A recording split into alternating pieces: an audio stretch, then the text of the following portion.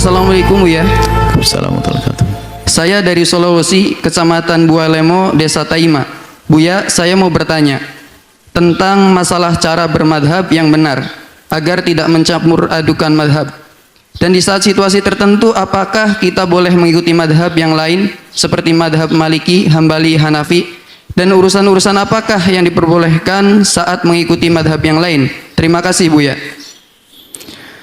Baik, beragama harus kita ikut ulama.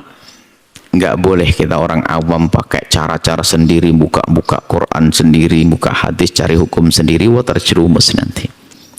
Maka kita harus ikut ulama.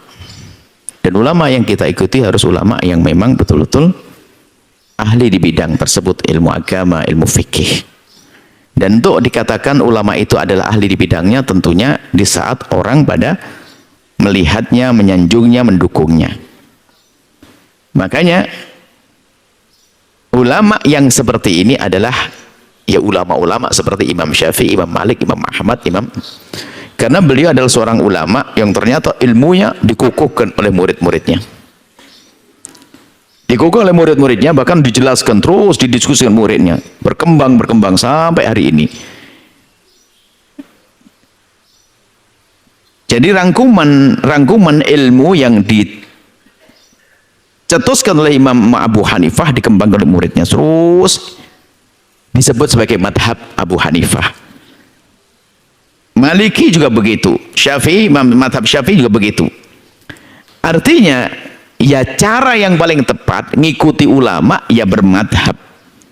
Karena bermadhab ini adalah mengikuti ulama yang ilmunya sudah didiskusikan, bukan gaya seperti kita orang dengan kesombongan Quran, hadis, salah paham lagi. Ini Imam Syafi'i memahami Al-Quran, hadis Nabi dengan pahaman beliau, setelah itu dilihat oleh orang setelahnya dan dikukuhkan.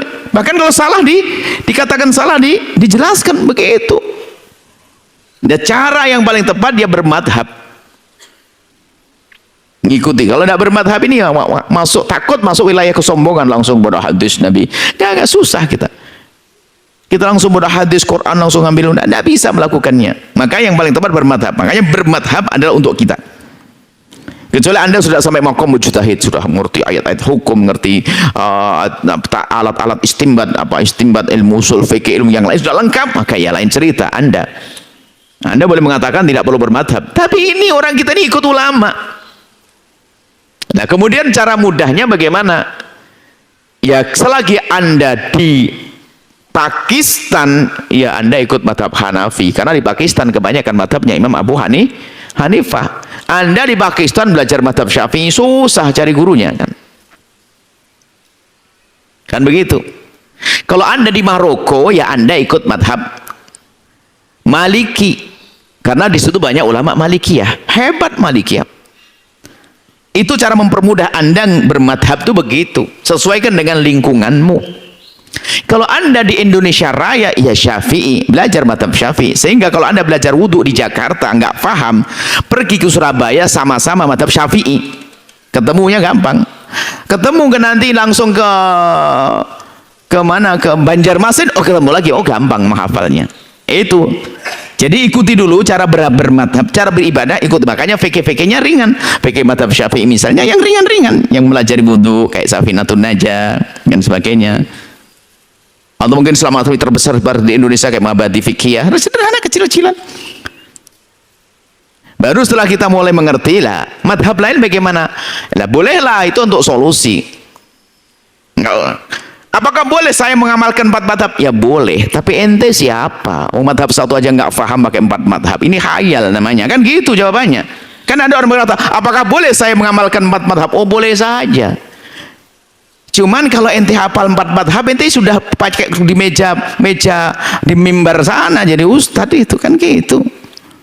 Kadang-kadang pertanyaan yang itu, bolehkah saya menggunakan, misalnya subuh saya pakai madhab Syafi'i, Maliki, ini boleh saja. Berarti itu sudah ngerti 4 madhab dalam bab sholat sudah.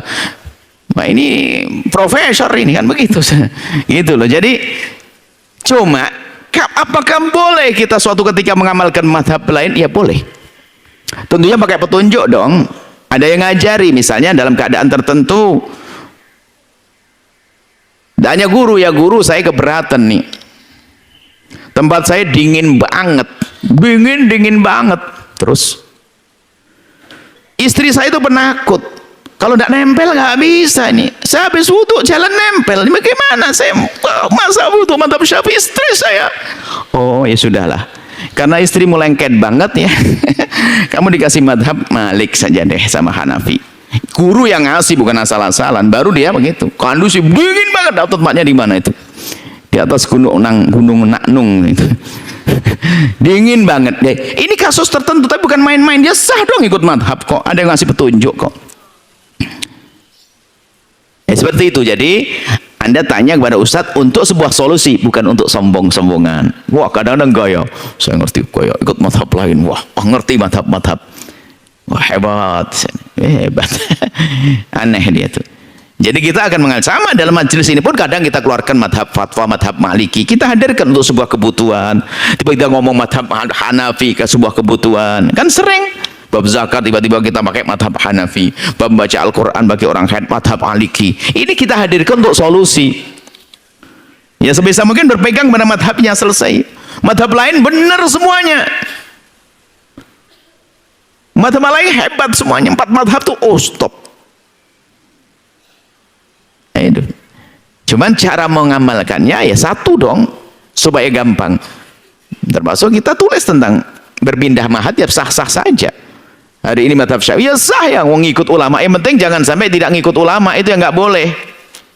Begitu insya Allah.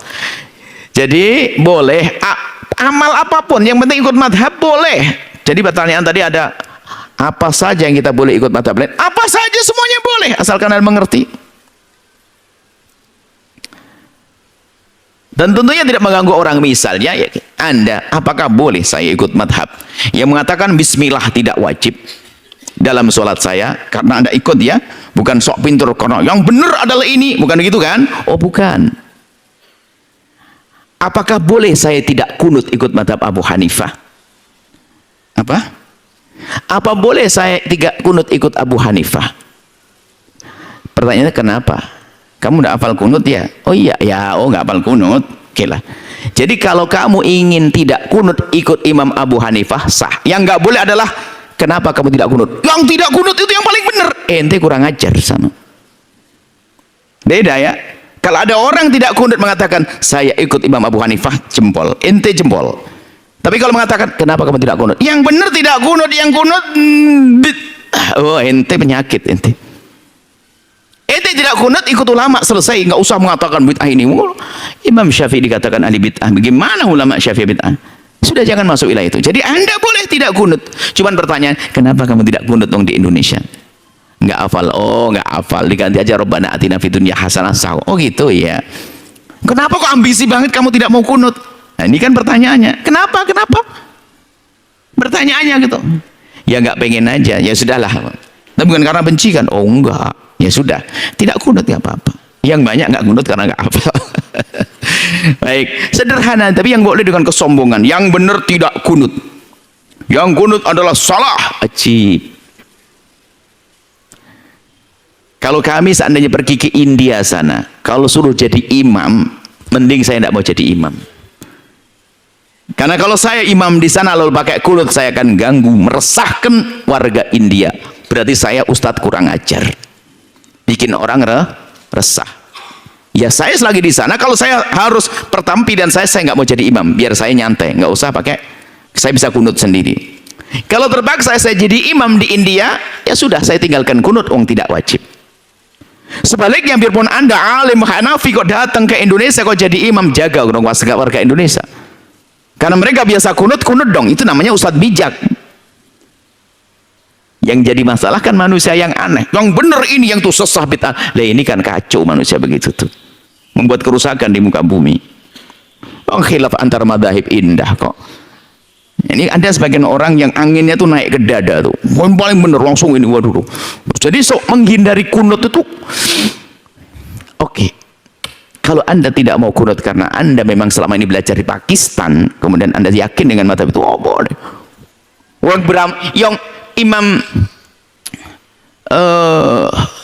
At-Tahawi itu kan orang besar, itu aslinya madhab Syafi'i, pindah madhab Hanafi, no problem. punya akidah hebat. Biasa pindah begitu, orang alim saja ada pindah kok, sah.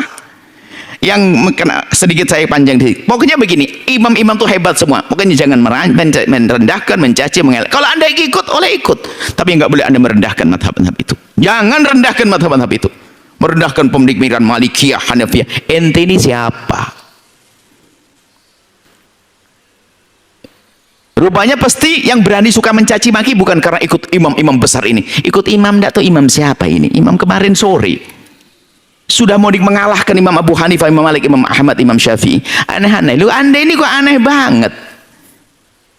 Kalau bahasa Jawa buru iceng kelangan delek. Yang kecil diambil, yang gede dibuang. Aneh ini. Anda ini seperti apa dalam mengikuti ulama? Hormati ulama. Antara imam dengan imam sangat menghargai. Bahkan kalau kita bicara tentang sanad ilmunya, bagaimana? Imam Malik itu murid-muridnya Imam Abu Hanifah. Imam Syafi'i muridnya Imam Malik.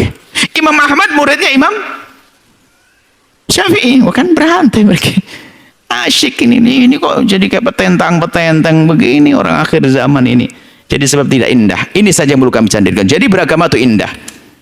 Yang tidak kunut, ya benar ikut ulama, sah. Dan seterusnya masih banyak contoh-contoh. Ini saja, wallahu a'lam bishawab.